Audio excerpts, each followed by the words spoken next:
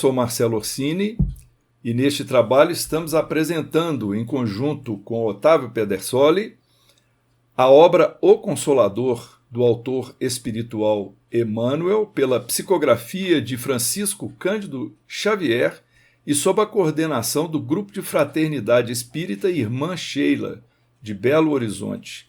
Nós vamos prosseguir com a temporada Religião, que é a terceira e última parte do livro, mais precisamente, dentro do tema Espiritismo, nós vamos analisar as questões relacionadas ao subtema Fé.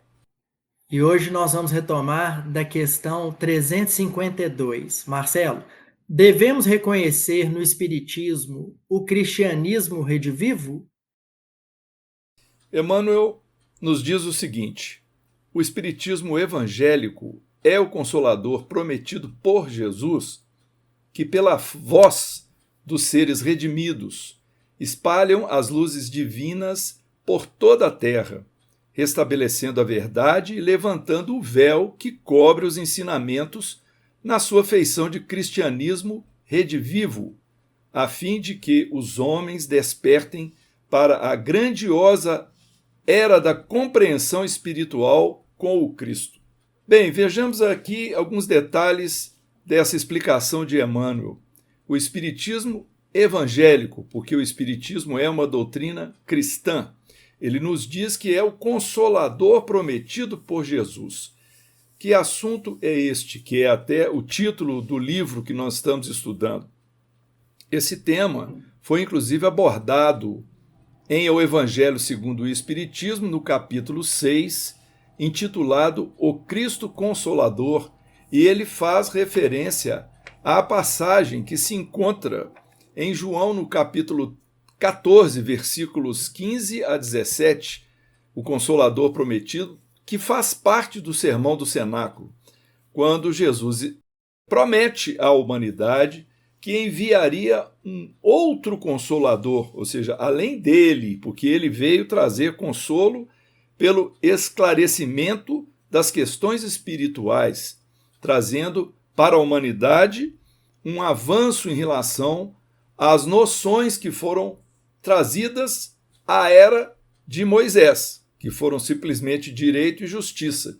Então, Jesus traz a era do amor, da caridade, da compreensão, do perdão, e ele tinha que partir da terra, fisicamente, ele teve de ausentar-se, mas ele deixou um representante. O representante de Jesus são as suas ideias, que são retransmitidas através dos seus prepostos, dos seus mensageiros, que ele chama de Consolador prometido, que através da compreensão do Espiritismo se revelou pela manifestação de espíritos superiores, através de médiuns, nos trazendo revelações, que ele chama aqui de luzes divinas, restabelecendo a verdade, ou seja, trazendo novamente à tona as explicações que Jesus nos deu na época que ele estava na Terra, e diz aqui, levantando o véu que cobre os ensinamentos,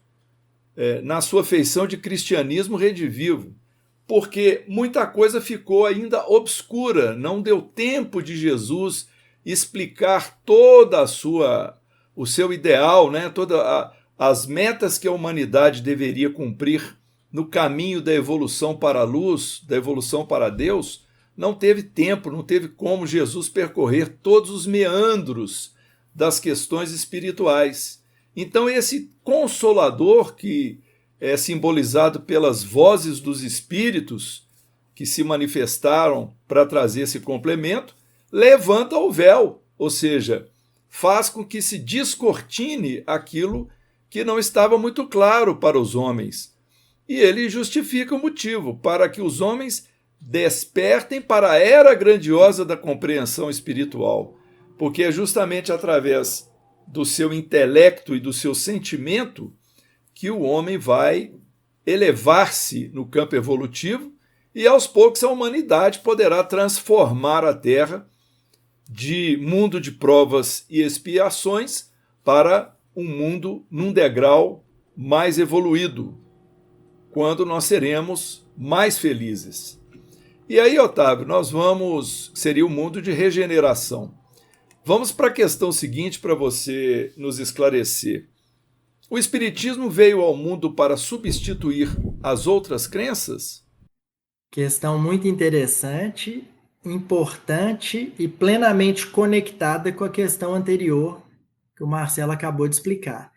Então, Emmanuel começa esclarecendo o seguinte: o Consolador, como Jesus, terá de afirmar igualmente: eu não vim destruir a lei. Marcelo já citou o Evangelho segundo o Espiritismo, e Kardec, não por acaso, colocou como primeiro capítulo desta obra exatamente não vim destruir a lei, mostrando que Moisés, Jesus e a doutrina espírita são as três medidas, né, de fermento para fazer, né, o pão da vida, usando a metáfora que o próprio Cristo nos trouxe. E aí Emmanuel continua: o Espiritismo não pode guardar a pretensão de exterminar as outras crenças, parcelas da verdade que a sua doutrina representa, mas sim trabalhar para transformá-las, elevando-lhes as concepções antigas para o clarão da verdade imortalista. Então, não, o Espiritismo não veio substituir as outras crenças. Tem um pensamento atribuído normalmente a Leon Denis, muito pelo livro No Invisível, que diz assim: o Espiritismo não é a religião do futuro, mas o futuro das religiões.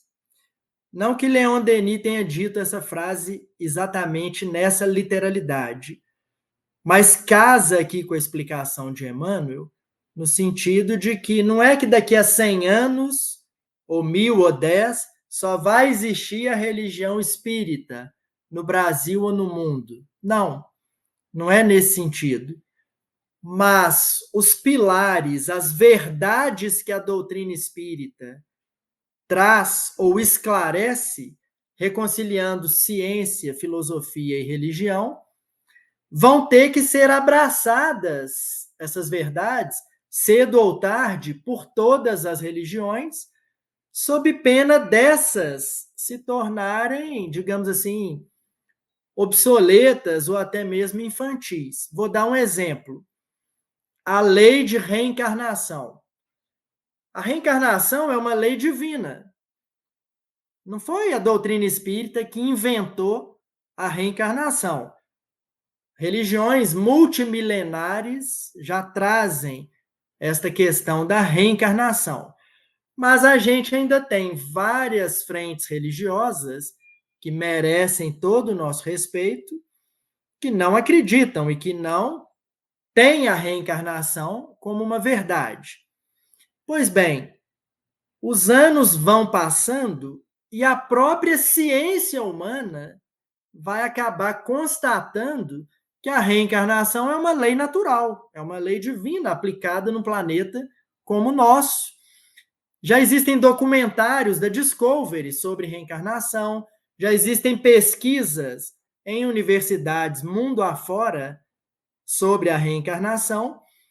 Então, vai chegar um determinado momento em que uma religião que não aceite a reencarnação vai se tornar algo assim, digamos, praticamente infantil. Dizemos isso com muito respeito. Então, é nesse sentido que a doutrina espírita pode ser considerada o futuro das religiões, e não a religião do futuro, como se ela viesse para acabar, né, com catolicismo, budismo ou qualquer outra frente. E aí continua Emmanuel: a missão do Consolador tem que se verificar junto das almas e não ao lado das gloríolas efêmeras dos triunfos materiais. Gloríolas aqui como diz o dicionário, né? Tivemos que pesquisar, são essas pequenas glórias, né? Essas pequenas famas passageiras. Então, lembramos de um trecho do livro Boa Nova, quando Jesus esclarece que a nossa causa não é a do número, não é a da quantidade.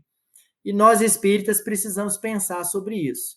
Acabou de ser divulgado um censo, né, feito pelo IBGE, e aí pipocaram assim dezenas de vídeos no YouTube, no Instagram. A doutrina espírita está diminuindo, o número de adeptos do espiritismo está diminuindo. Bom, primeiro que isso não é verdade, mas não é o tema aqui da resposta. Mas ainda que estivesse, nós do movimento espírita não devemos ficar preocupados, né, em arrebanhar, laçar novos fiéis, né, convencer pessoas.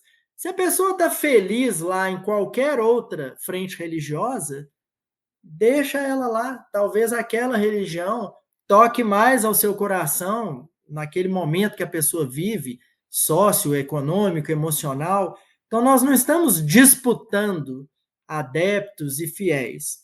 Nesse sentido que Emmanuel está colocando, que a gente não tem que se preocupar com essas gloríolas, né, com essas famas efêmeras. Aí ele conclui, esclarecendo o erro religioso, onde quer que ele se encontre, e revelando a verdadeira luz, pelos atos e pelos ensinamentos, o espiritista sincero, enriquecendo os valores da fé, representa o operário da regeneração do templo do Senhor, onde os homens se agrupam em vários departamentos, ante altares diversos, mas onde existe um só mestre, que é Jesus Cristo. Então, o que ele está querendo aqui nos propor?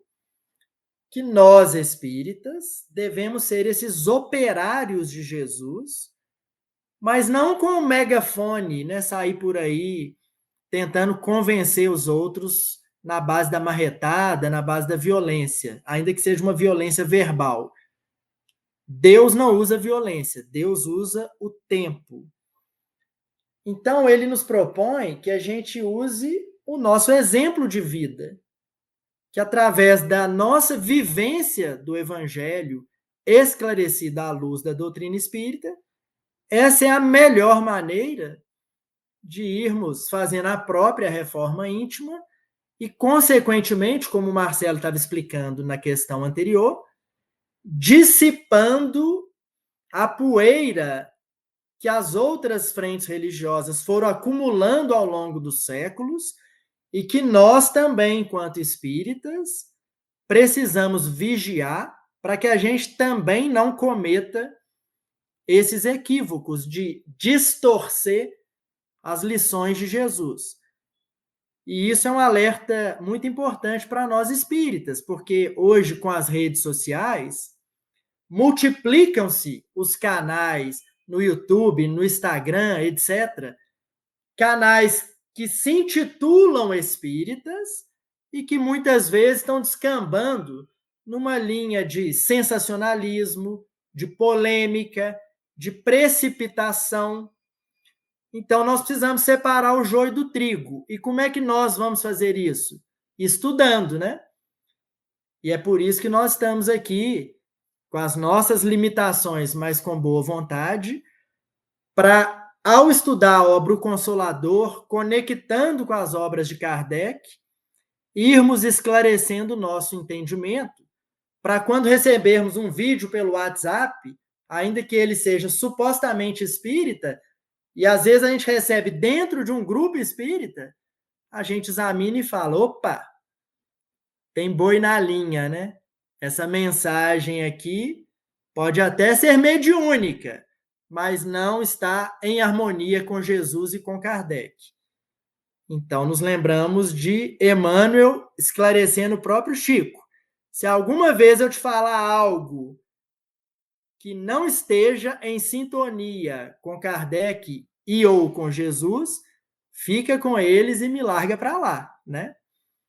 Então, Marcelo, na questão 354, dando sequência, é perguntado para Emmanuel, poder-se-á definir o que é ter fé? Foi muito bom terem perguntado isso para o Espírito Emmanuel, porque se nós reunirmos 10 pessoas e pedirmos para cada uma explicar o que é fé, principalmente se forem adeptos de diferentes religiões, vão dar explicações bem heterogêneas, porque para cada pessoa um entendimento de fé, a fé muitas vezes até varia de acordo com o momento. Quando está tudo tranquilo, são portadoras de muita fé. Quando a coisa complica, né, vem os percalços da vida, aí a fé costuma se esvair pelos dedos, né, como se fossem grãos de areia que a gente colhe na praia. Então vamos ver como que Emmanuel abordou essa questão com essa palavrinha tão pequena e de tanta importância para os nossos espíritos. Ele disse: ter fé é guardar no coração a luminosa certeza de Deus, certeza que ultrapassou o âmbito da crença religiosa, fazendo o coração repousar numa energia constante de realização divina na personalidade. A resposta prossegue, mas vamos analisar até aí o que Emmanuel nos disse. Primeiramente, ele fala que a fé é algo relacionada a uma certeza absoluta na presença, na existência de Deus, e que isso tem que ficar o tempo todo guardado em nosso coração, porque aí a fé não será vacilante. Em qualquer momento nós vamos estar com ela. E ele diz mais, que essa certeza em Deus, ela tem que ultrapassar o âmbito da crença. Não importa se eu sou espírita evangélico, se eu sou católico, ou qualquer outra religião cristã, ou mesmo uma religião que não seja cristã, mas que eu tenha essa crença num ser criador único. Então, isso vai fazer com que o nosso coração se mantenha, como ele diz aqui, numa energia constante dessa realização divina em nossa personalidade. Conseguir a fé é alcançar a possibilidade de não mais dizer eu creio, mas afirmar eu sei, com todos os valores da razão tocados pela luz do sentimento. Essa fé não pode estagnar em nenhuma circunstância da vida e sabe trabalhar sempre, intensificando a amplitude de sua iluminação pela dor ou pela responsabilidade, pelo esforço e pelo dever cumprido. Então vejamos agora esse trecho. Muito interessante nós alcançarmos um estágio de crença que nós não vamos dizer mais eu creio, eu acredito. Nós vamos dizer eu sei. Já se tornou uma certeza absoluta dentro daquilo que Emmanuel iniciou no texto que encabeçou aqui o comentário dele. Ou seja, não tem mais eu creio, né? Muitas pessoas que a gente às vezes revela quando perguntam qual que é a sua religião. Eu sou espírita. Eu também acredito. Será que isso revela fé ou apenas uma simpatia com os ideais do espiritismo, por exemplo, não é? Na verdade, a fé é aquilo que vai carregar o nosso coração de energia o tempo todo. É uma certeza que deixa de precisar ficar sendo consultada. A gente já sabe. É a mesma coisa que dizer, eu creio que eu tenho estômago. Não, eu sei que eu tenho estômago. Eu nasci com estômago, eu sei, eu tenho essa certeza absoluta. E ele diz que a fé não pode estagnar, porque se a fé for vacilante, como nós dissemos, as realizações vão ficar em pulsação. Ora vem, ora não. Ora vem, ora não. Então ela não deve estagnar em nenhum momento, seja nos momentos bons ou ruins. Ele diz que ela deve saber trabalhar sempre e ampliar a sua iluminação. Então, cada vez mais a fé terá de ser utilizada para ampliar o nosso entendimento, a nossa iluminação íntima, seja pela dor ou pela responsabilidade, pelo esforço, ou seja, é a nossa luta pela ascensão, pela ascendência evolutiva e pelo dever cumprido. que os espíritos superiores dizem que o dever cumprido é a própria definição de felicidade, a felicidade verdadeira. Encerrando a resposta, Emmanuel diz: traduzindo a certeza na assistência de Deus, ela exprime a confiança que se deve enfrentar todas as lutas e problemas com a luz divina no coração e significa a humildade redentora, que edifica no íntimo do espírito a disposição sincera do espírito relativamente ao faça-se no escravo à vontade do Senhor. Então aqui agora a proposta de Emmanuel é a postura de humildade, de obediência, que a fé nos leva no entendimento da lei de Deus, nos nossos estudos, na nossa compreensão, no uso do nosso raciocínio assessorado pelo sentimento, pelo nosso íntimo, nós vamos aceitar e vamos obedecer, mesmo que aparentemente nós não estejamos tendo nenhuma vantagem, mesmo que esteja intensificando a dor, o sacrifício, o sofrimento, mas, como ele diz, deve ser a nossa disposição sincera para que a gente haja como a escrava do Senhor, como disse Maria de Nazaré ao anjo quando ele anunciou, o anjo Gabriel anunciou que ela estava estava grávida do mestre, que ela não sabia que ia ser o mestre, mas já estava aceitando plenamente pelas palavras do anjo Gabriel essa sua missão materna. Aí, Otávio, na questão 355, será a fé acreditar sem raciocínio?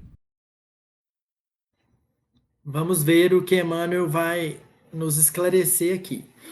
Acreditar é uma expressão de crença, dentro da qual os legítimos valores da fé se encontram embrionários. Então, como o Marcelo acabou de explicar, a fé, ela não é crença. A fé verdadeira é uma certeza.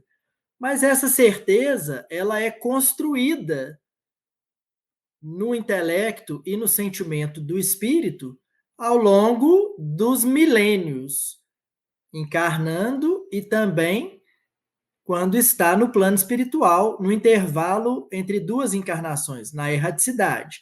Mas Emmanuel já coloca aqui que os valores desta fé verdadeira, que é a certeza, já se encontram embrionários, mesmo quando a gente ainda está nessa fase da crença.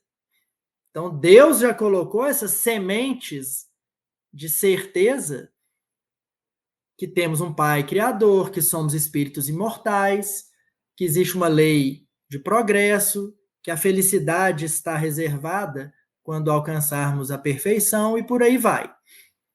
Aí ele continua: o ato de crer em alguma coisa demanda a necessidade do sentimento e do raciocínio, para que a alma edifique a fé em si mesma.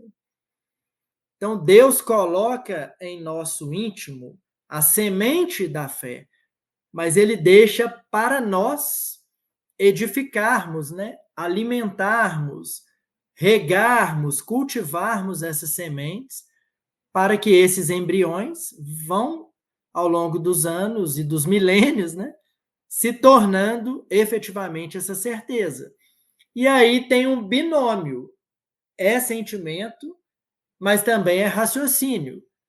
Todos nós aqui provavelmente já estudamos a questão, que a nossa fé é uma fé raciocinada, que a gente pode e deve passá-la pelo crivo da nossa razão. Admitir as afirmativas mais estranhas, continua Emmanuel, sem um exame minucioso, é caminhar para o desfiladeiro do absurdo, onde os fantasmas dogmáticos conduzem as criaturas a todos os despautérios, a todos os absurdos, aos abusos. Então, aqui, o benfeitor está colocando para a gente que nós não podemos mais, já temos que virar a página do dogma, da imposição, Ah, é assim porque é assim. São os mistérios. Não. Deus nos deu a razão, o livre-arbítrio, para a gente usar, né?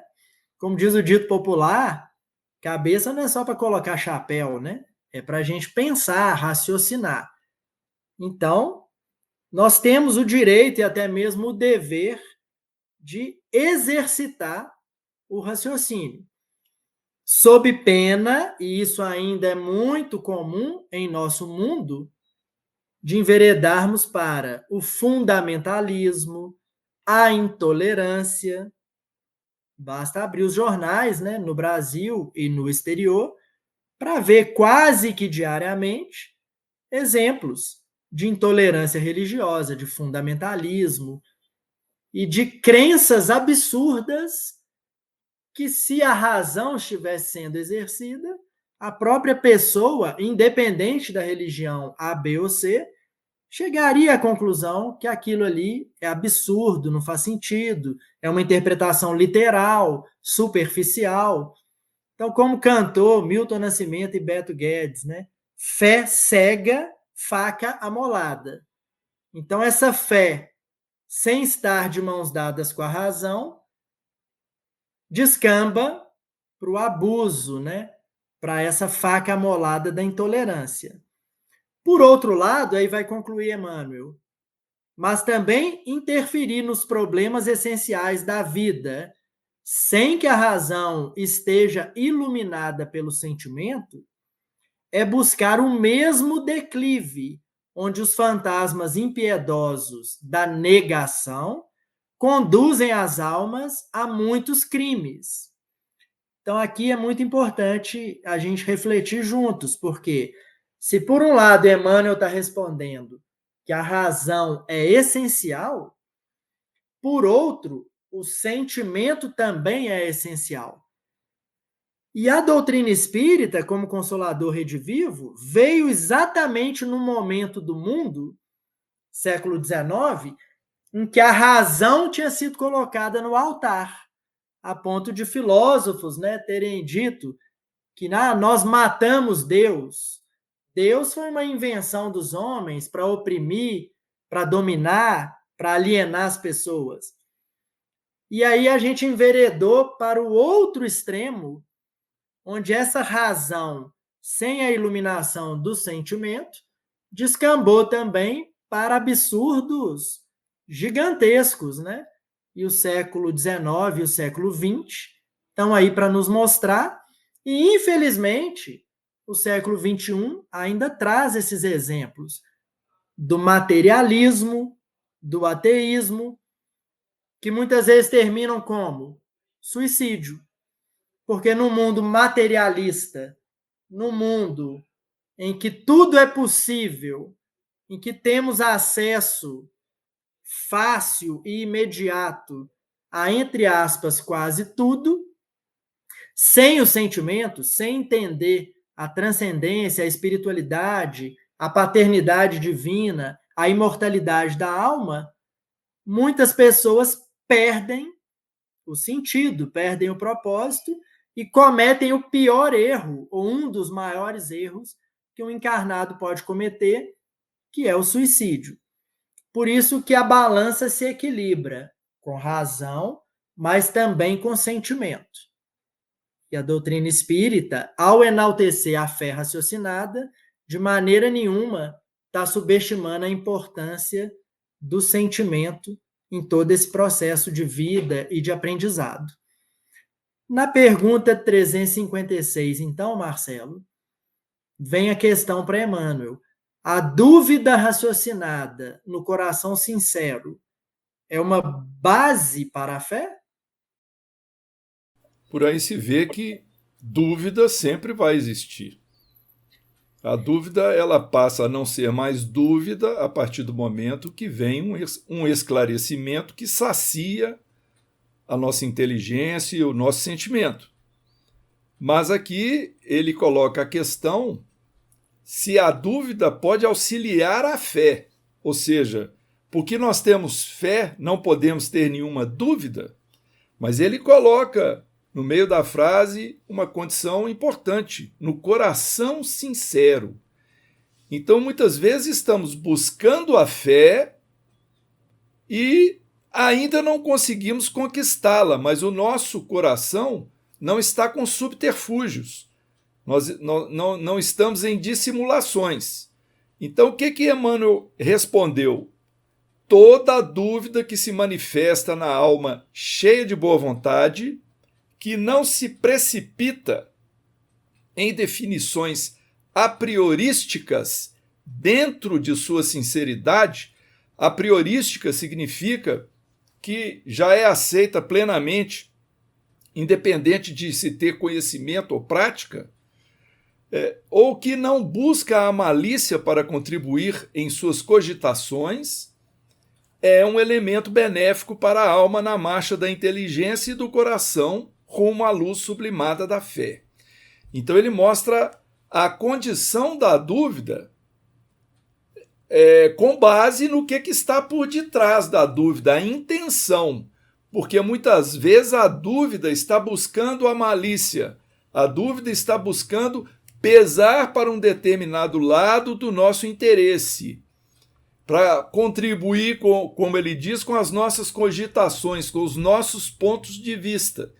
Então é preciso que nós sejamos isentos, que nós sejamos imparciais. A dúvida deve ser para ajudar o esclarecimento, o conhecimento é um degrau para nos fazer chegar mais próximos à verdade. E Emmanuel diz que a dúvida é um elemento benéfico, porque se nós não tivéssemos dúvida, qual seria a razão da gente pegar um livro para estudar? Não é? Qual seria o motivo para a gente fazer perguntas? É porque nós ainda estamos precisando aprender. E muitas coisas que a gente aprende nós esquecemos e precisamos insistir, perguntar de novo e vir uma nova compreensão. Então, em matéria aqui da nossa espiritualização, é muito importante a doutrina espírita, ela incentiva os seus seguidores, né, os seus apreciadores, que estudem, que leiam os livros, porque quando nós estudamos, nós agregamos o conhecimento de nós para nós e não ficamos mais tanto dependentes de ficar questionando os outros, nós já passamos a saber por nós mesmos. E a gente encontra ainda muitos irmãos e irmãs que, quando questionados a respeito do Espiritismo, ainda titubeiam para dar as respostas, apesar de estarem há muitos anos na doutrina, mas porque falta ali o estudo, a consolidação. Nós encontramos uma frase no livro Seara dos Médiuns, no capítulo 70, que fala sobre a dúvida na prática mediúnica, o assunto é esse. Mas ela encerra, Emmanuel encerra a mensagem dizendo assim, que seria da humanidade se Jesus duvidasse de Deus? Então eu achei a frase espetacular, mostrando como é importante que a gente tenha certeza absoluta, é a questão da fé que nós falamos anteriormente, mas muitas vezes vamos passar pela dúvida primeiro, para depois alcançarmos esse estágio do saber, não é? E não do crer, da gente já ter absoluta certeza. Meu caro Otávio, 357. É justa a preocupação dominante em muitos estudiosos do Espiritismo pelas revelações do plano superior a título de enriquecimento da fé? Toda curiosidade sadia é natural, começa Emmanuel. E aí ele diz assim: o homem, no entanto, deve compreender que a solução desses problemas lhe chegará naturalmente, depois de resolvida a sua situação de devedor ante os seus semelhantes, fazendo-se, então, credor das revelações divinas. É uma resposta curta, mas é um alerta para nós. Então ele começa dizendo, olha, é super natural uma curiosidade sadia. esse próprio livro que nós estamos estudando, o livro O Consolador, nada mais é do que dúvidas que são formuladas através dessas mais de 400 perguntas para Emmanuel. E Emmanuel, pela mediunidade de Chico Xavier, nos traz as respostas. Então, é legítimo ter dúvidas, é natural ter curiosidade, desde que seja uma curiosidade sadia. E isso daí pressupõe a gente vigiar a nossa curiosidade. Muitas vezes ela não é sadia, né? Muitas vezes ela é só assim, de quem está querendo mesmo saber aquilo ali para palpitar na vida alheia, né? Saciar esse nosso desejo de dominar a vida dos outros, enfim. Então, embora a curiosidade seja natural, ela precisa passar pelo crivo, né, da utilidade. Para que eu quero saber isso? Para que eu quero perguntar isso? Às vezes a gente fica assim, né? Ah, Júpiter, que é um planeta mais evoluído, como é que será que é o sexo lá em Júpiter? Ora, se a gente não está dando conta de lidar com os relacionamentos aqui no planeta Terra, tem sentido essa curiosidade de querer saber como é que são as relações num outro plano? Então é isso que Emmanuel está colocando aqui.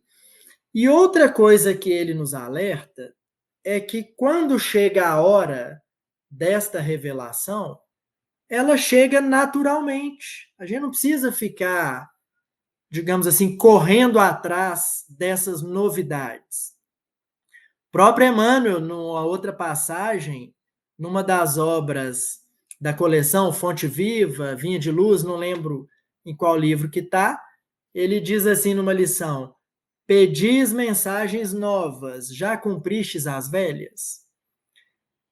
Então o Evangelho de Jesus está aqui conosco, né, ao alcance das mãos, até mesmo no celular, há mais de 2000 anos.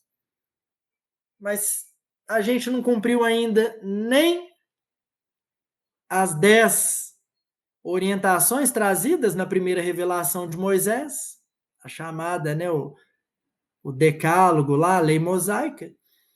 Então, não é melhor a gente focar, priorizar a nossa reforma íntima antes de sair aí curioso em busca de novidades, de novas mensagens, de novas obras? Uma outra coisa que nos vem à mente aqui para refletirmos, reconhecendo a naturalidade que é alguém que perdeu um ente amado, né, que desencarnou. Então é super natural a gente querer receber uma carta, receber uma mensagem, receber notícias. Mas será que isso é necessário? Eu sei que é natural, né? Muitas vezes é uma perda de um filho, perda aqui tomada, né, entre aspas, como uma separação provisória, porque nós sabemos da imortalidade do espírito. Então, muito embora seja natural, às vezes a pessoa, eu fui tarefeiro na biblioteca do Grupo Sheila, e chegava lá frequentadores novos, e às vezes comentava conosco, né, como é que eu faço para receber uma carta do meu pai que desencarnou? É legítimo, é natural, mas será que é necessário?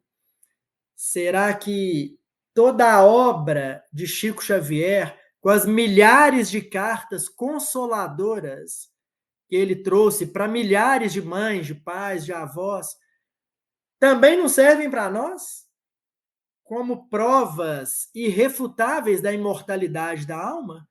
E quando for natural, eventualmente eu posso sonhar com meu pai já desencarnado, tendo um encontro com ele em desdobramento durante o sono físico.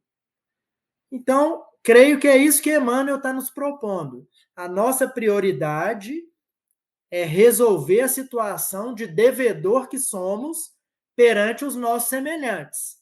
Os parentes difíceis, que não estão em nossa vida por acaso, o chefe complicado, a desigualdade social que está na esquina do nosso lar. essa é a nossa prioridade, porque são as lições do Cristo para que a gente vá fazendo a nossa reforma íntima. Então, que essa nossa curiosidade seja sempre iluminada, né, pela utilidade e pela busca sincera, como o Marcelo estava explicando na questão anterior, da nossa própria reforma íntima. E aí, prosseguindo na pergunta 358, Marcelo, para os espíritos desencarnados que já adquiriram muitos valores em matéria de fé, qual o melhor bem da vida humana? Emmanuel responde: a vida humana, nas suas características de trabalho pela redenção espiritual, apresenta muitos bens preciosos aos nossos olhos na sequência das lutas, esforços e sacrifícios de cada espírito. Para nós outros, porém, o tesouro maior da existência terrestre reside na consciência reta e pura, iluminada pela fé e edificada no cumprimento de todos os deveres mais elevados. Então vamos repassar a pergunta. Para os desencarnados, que já adquiriram muitos valores em termos de fé, qual é o maior bem da vida humana? Porque imaginemos que somos nós, estamos adentrando o plano espiritual, o plano imaterial, o plano em que nós teremos um corpo que não vai ser de carne e osso, vai ser um corpo fluídico, perispiritual.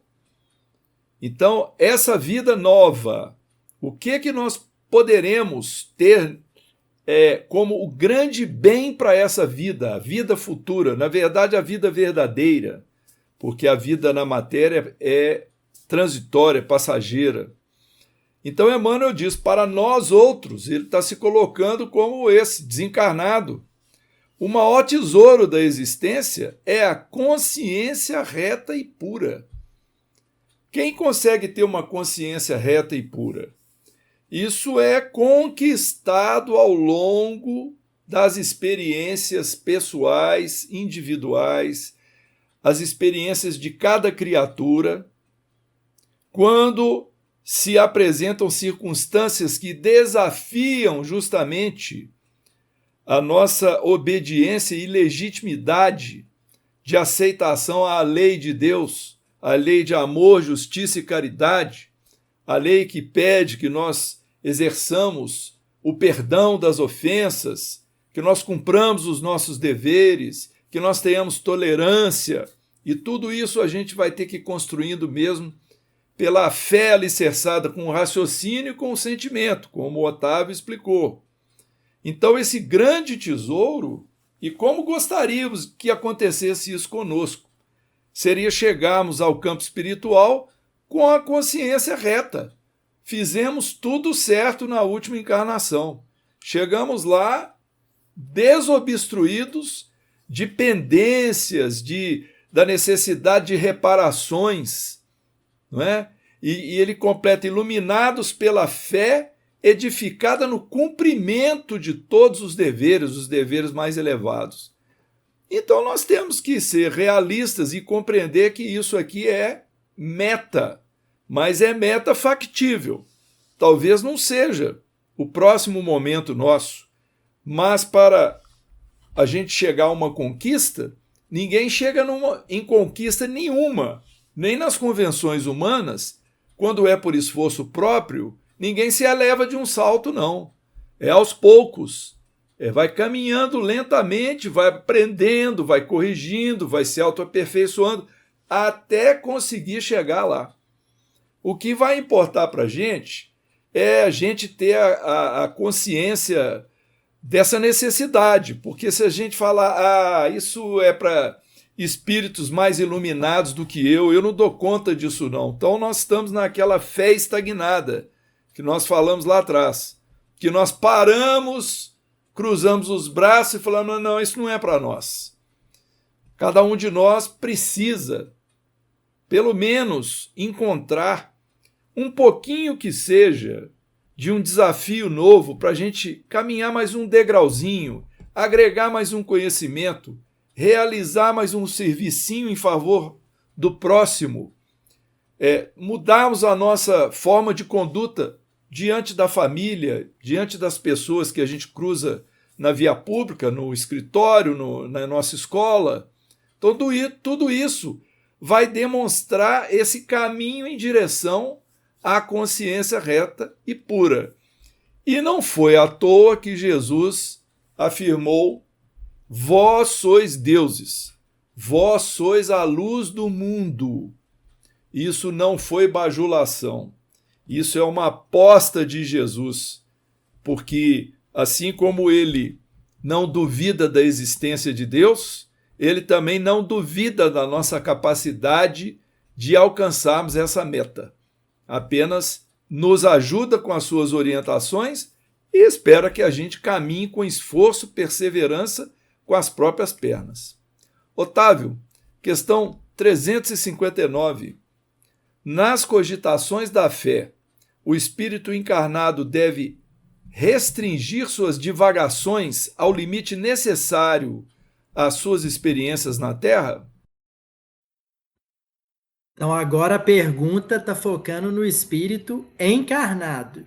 E Emmanuel vai dizer: pelo menos é justo que somente cogite das expressões transcendentes ao seu meio, depois de realizar todo o esforço de iluminação que o mundo lhe pode proporcionar nos seus processos de depuração e aperfeiçoamento.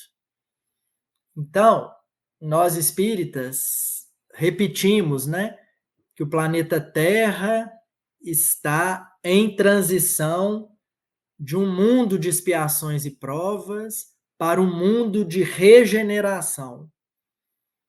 Mas a gente acha que esse mundo de regeneração vai vir igual uma noite de ano novo, né? Ah, quando é que vai ser? Vai ser 2000, vai ser 2012, vai ser 2019, vai ser 2057? Não.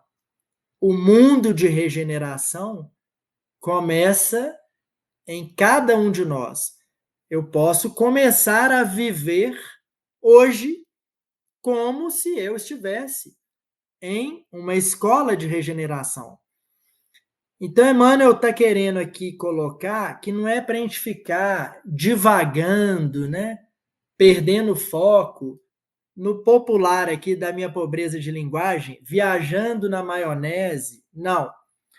Foca nos assuntos e aprende tudo que a escola da Terra pode nos proporcionar em termos de aperfeiçoamento íntimo, para depois começar a fazer cogitações, né? Levantar questionamentos transcendentes, ou seja, que extrapolem o nosso mundo, nosso estágio evolutivo. Aqui é quase que uma síntese do que Marcelo e eu aqui retratamos, do que Emmanuel já nos orientou. E aí a gente lembrou também da pergunta 132, 133, de O Livro dos Espíritos. A gente nunca pode perder de vista qual é o objetivo desta vida aqui. Não a vida do espírito imortal, mas desse capítulo aqui, desta reencarnação, matriculados na escola da Terra. O que nós viemos fazer aqui? E aí dá para destacar o papel de consolador real que a doutrina espírita, de fato, é o consolador prometido por Jesus. Porque se a gente parar para pensar, quem sou eu? De onde vim? Para onde vou? O que eu estou fazendo aqui? A filosofia está há milênios tentando responder isso. E a doutrina espírita reúne esse conhecimento e nos entrega para estudo e para reflexão. Nós sabemos quem nós somos, de onde viemos, para onde que vamos e o que nós estamos fazendo aqui. E em termos do que estamos fazendo aqui, estamos matriculados numa escola chamada Terra, para, através da aquisição de novas experiências, consertar bobagens que fizemos no passado, aprender coisas novas, adquirir mais experiência, evoluir dentro de uma lei universal divina, que é a lei de progresso. Então, essa é a nossa prioridade, esse é o nosso foco. É isso que nós viemos fazer aqui. Que a gente não se distraia em divagações que não são a prioridade do nosso atual estágio.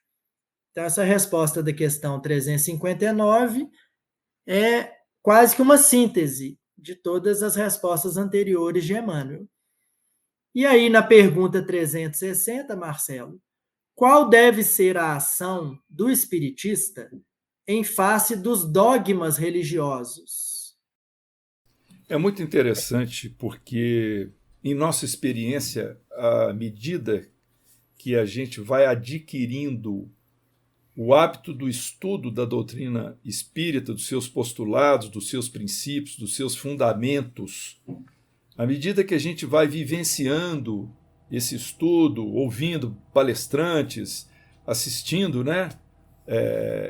cursos, etc., a respeito dos fundamentos da base doutrinária, nós vamos cada vez mais compreendendo que o dogma é algo totalmente desnecessário. Isso pode chocar naturalmente as pessoas que seguem outras religiões. Mas vamos dar um exemplo aqui. O Otávio falou agora há pouco a respeito de como que a reencarnação, que é um dos princípios fundamentais da doutrina espírita, já está sendo cada vez mais aceito e acolhido dentro do pensamento humano. Outro dia nós entrevistamos o Dr. Eduardo Loureiro, falou para nós no nosso canal, Marcelo Orsini Espiritismo BH, ele falou a respeito de reencarnação e desencarnação, os aspectos fenomênicos. E teve um momento que ele disse assim, hoje em dia o difícil é você não aceitar a reencarnação, é você provar que ela não existe. Isso que é difícil, ele inverteu o foco para mostrar como que essa base, esse conceito já é aceito. Então, é importante que esses fundamentos sejam revistos, raciocinados, porque o dogma é algo que se aceita porque ele está previamente estabelecido, não necessariamente tem que saciar o nosso raciocínio. Então vejamos aqui a resposta do Emmanuel, mas nós desejamos, e fizemos essa fala introdutória para a gente compreender até o que o Emmanuel está dizendo aqui. Porque ele começa assim, os novos discípulos do Evangelho devem compreender que os dogmas passaram. Ou seja, não há mais necessidade deles, não há mais necessidade de rituais, de essas manifestações exteriores para podermos alcançar uma aproximação com a divindade, limpar a nossa alma, conquistar o paraíso.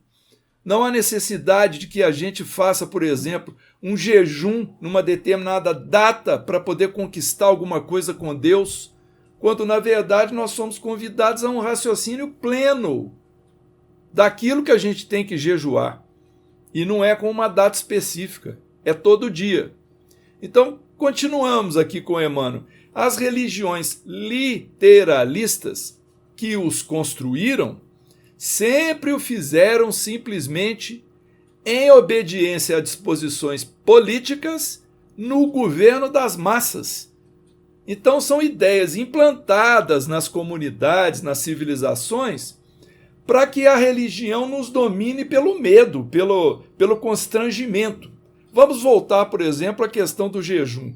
Se eu não jejuar desse tipo de alimento naquela data, Deus vai ficar aborrecido comigo? Eu não quero isso. Então eu vou jejuar. Então é um constrangimento construído dentro de nós, é uma espécie de um complexo de culpa se a gente não fizer, quando na verdade é algo meramente exterior. O que se deseja de nós é uma evolução, um progresso do espírito nas questões morais. É isso que Deus aguarda de nós para que a gente possa caminhar na direção de nos tornarmos espíritos puros.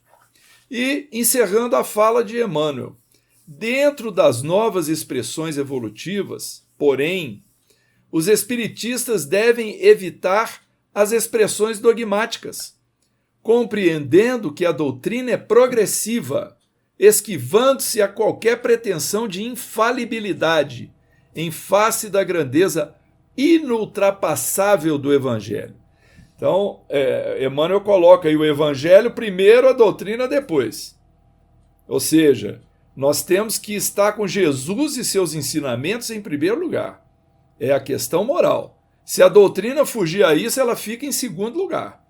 Mas aqui há um pedido direto e claro para os espíritas, para os espiritistas. Evitemos expressões dogmáticas, uso de amuletos, uso de paramentos, rituais exteriores que não vão, na verdade, contribuir para a nossa elevação moral. Se estamos nos sentindo confortáveis com esses rituais, que prossigamos com eles, mas que não esqueçamos que o nosso desafio verdadeiro no caminho em direção à luz não serão através deles que nós haveremos de conquistar esse caminho, essa meta. Será através da nossa transformação íntima para nos tornarmos seres mais evoluídos, moralmente mais elevados, em melhores condições de exercermos a lei de Deus, a lei de amor, justiça e caridade. Otávio, agora é a última pergunta desse programa. É a 361. Na propaganda da fé, é justo que os espíritas ou os médiuns estejam preocupados em converter aos princípios da doutrina os homens de posição destacada no mundo, como juízes, médicos, professores, literatos, políticos, etc.? Excelente pergunta, né? Emmanuel vai esclarecer. Os espiritistas cristãos devem pensar muito na iluminação de si mesmos, antes de qualquer prurido, no intuito de converter os outros. Então, antes de desejar, aspirar, convencer, seja o vizinho, seja até o cônjuge, claro que os filhos é um caso à parte, mas querer convencer o outro não é o caminho. Emmanuel está dizendo para a gente focar na nossa iluminação própria. E aí eu me lembrei que, às vezes, quando eu falo algo que a minha esposa, por exemplo, não gostou, às vezes eu coloquei, né, de uma maneira que a chateou, quando ela quer me cutucar, ela fala assim, depois vai lá fazer palestra espírita. E aí eu sempre respondo para ela assim, imagina se eu não fizesse, né? Então, no fundo, o que ela está me cobrando com toda razão? Uai, cadê a coerência? Você vai lá e faz uma palestra espírita e aqui, por exemplo, você está perdendo a paciência com a nossa pequenininha de 4 anos?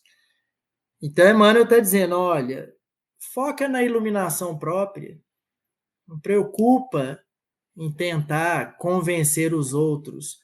Claro que eu disse que os filhos é um caso à parte, porque é a nossa missão de pais, de mães, madrinhas, enfim, direcionar esses espíritos, que podem ser espíritos multimilenares, às vezes mais antigos do que nós, até mais sábios do que nós, mas que se Deus colocou na nossa paternidade ou maternidade, é nosso dever orientá-los e encaminhá-los.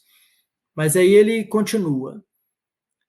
E ao tratar-se dos homens destacados no convencionalismo terrestre, esse cuidado deve ser ainda maior, porquanto há no mundo um conceito soberano de força aqui entre aspas, para todas as criaturas que se encontram nos embates espirituais para a obtenção dos títulos de progresso. Então, aqui Emmanuel está chamando a atenção que os homens e mulheres que ocupam uma posição de destaque na sociedade, pode ser um juiz, um delegado, um deputado, até um síndico do prédio, enfim, que tem ali alguma dose incomum de força, entre aspas, né? Um poder, uma autoridade, que a gente deve ter mais cuidado ainda. E aí ele vai explicar por quê. Essa força viverá entre os homens até que as almas humanas se compenetrem da necessidade do reino de Jesus em seu coração, trabalhando por sua realização plena. Então, no livro Boa Nova, Jesus responde ao sacerdote, salvo engano, no capítulo 3, que vem a ser o reino de Deus, obra divina no coração dos homens.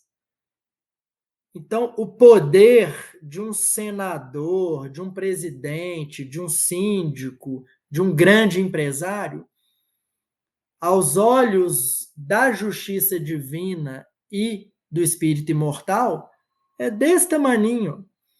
Muito embora a nossa vaidade, o nosso orgulho, a gente muitas vezes se acha, né? Mas o poder do presidente, da maior potência do planeta Terra, perto do poder do Cristo, que é o nosso governador planetário, é uma folha de papel. Mas a ilusão aqui no plano material fica aparecendo, né? Nossa, aquele juiz é espírita? Para Jesus, se é o juiz, se é a dona de casa, se é uma pessoa analfabeta, não faz diferença nenhuma, porque a obra de Deus é no coração de cada um de nós. Prova maior que o Evangelho nos traz é que Jesus, ao formar o seu colégio apostólico, não foi convidar nenhum membro do Sinédrio ou um imperador, enfim. Quem que ele convidou? Pescadores, né? Pessoas ali do povo. Quem seguia Jesus? Donas de casa, doentes, pescadores, homens simples. Para fazer a obra divina, não é necessário poderes humanos, recursos humanos. E isso é um alerta para nós, que às vezes a gente fala assim, quando eu aposentar, eu vou fazer caridade. Ora, se a caridade é a lei de todas as leis, se fora da caridade não há salvação, é um grande equívoco eu projetar para o futuro. Não, quando eu ganhar na loteria, eu vou abrir uma creche. Quando eu tiver tempo, eu vou me dedicar a projetos sociais. Eu vou me candidatar à tarefeira espírita, a fazer os módulos de estudo. Ora, o tempo de cada um de nós é o mesmo, são 24 horas por dia. O bilionário ou a pessoa em situação de rua tem as mesmas 24 horas. Então, Emmanuel está aqui nessa resposta desmistificando e mostrando para nós que esse poder humano é uma quimera, né? É algo assim ilusório.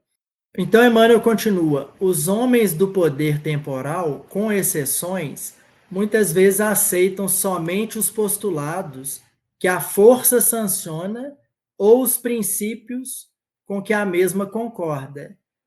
Enceguecidos temporariamente pelos véus da vaidade e da fantasia, que a força lhes proporciona, faz-se mister deixá-los em liberdade nas suas experiências.